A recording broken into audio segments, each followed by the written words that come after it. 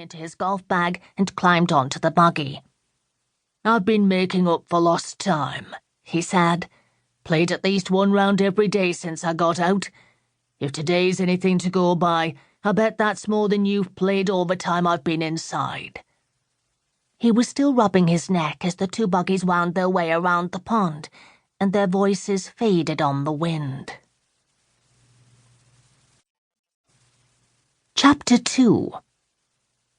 Day 1, Monday, 16th October. Jo placed the lost set of bubble-wrapped plates in the crate and closed the lid. She stood up, dusted the knees of her tracksuit, and looked around. The lounge had an air of desolation. The TV and sofa sat forlorn in a sea of packing cases. It was not long since she'd stood here, feeling alone and abandoned.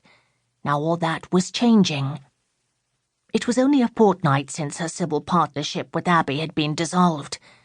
Abby was already 8 months pregnant by the donor she'd found for herself, and desperate for her share of the apartment. To Jo's surprise, a cash buyer had appeared and offered the asking price. The only problem was he needed her out by the end of the month, and there was every chance of completion within the next 10 days. Fortunately, a perfect apartment had come onto the market on Salford Quays, close to work, and also to Agatha, who had a place on the opposite side of the Huron Basin. It was too early in their developing relationship to think about moving in together. Jo had the impression that Agatha would have been happy to do so, but for her it was a case of once bitten. She glanced at her watch. If she got a move on, she could make the early morning session at the gym. If anything was going to shake off her melancholy blues, an hour of Krav Maga would do it. She went through to the bedroom, picked up her kit bag and briefcase, and set off. Grant, Jo's Krav Maga instructor, raised his eyebrows as she entered the room. The usual suspects were already there, pounding out push-ups, burpees, and star jumps like there was no tomorrow.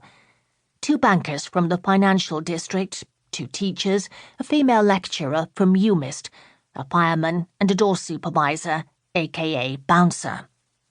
"You're late," he said. "You'd better do your warm-up while this lot helps me get the equipment out." 3 minutes later, with the blood coursing through her veins and her body covered in a slick sheen of sweat, she joined the others facing their instructor, their backs against the wall. "Right," said Grant. "Today we're revisiting limitation training. It's a while since you've done it, so remind me, what are we talking about here?" "Fending off an attack in a confined space," said one of the bankers. "Such as?" "In an alleyway." "On a staircase," said the second banker. "In an elevator," suggested the fireman. "Sitting down on a train or a tram or a bus," said the lecturer. Grant nodded appreciatively. "And what is our mantra for limitation training?"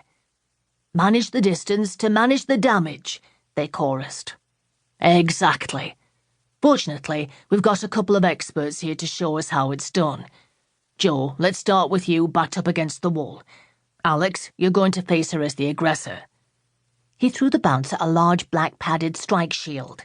"Here, this'll help to protect your ugly mug." They laughed on cue. It was a well-worn joke. Alex was probably the most handsome bouncer in the north of England. At 6'5", weighing in at a muscular 190 pounds, he was, like Jo, a 5-bar level Krav Maga graduate. He was also an instructor, as Jo could equally have been, had she so chosen. "I'm not going to give you any instructions," said Grant. "I want you to demonstrate the 3 position scenarios one after another. When you're ready."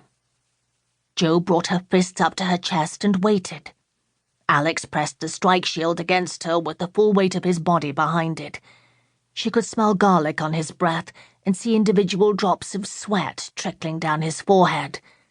He nodded to show that he was ready.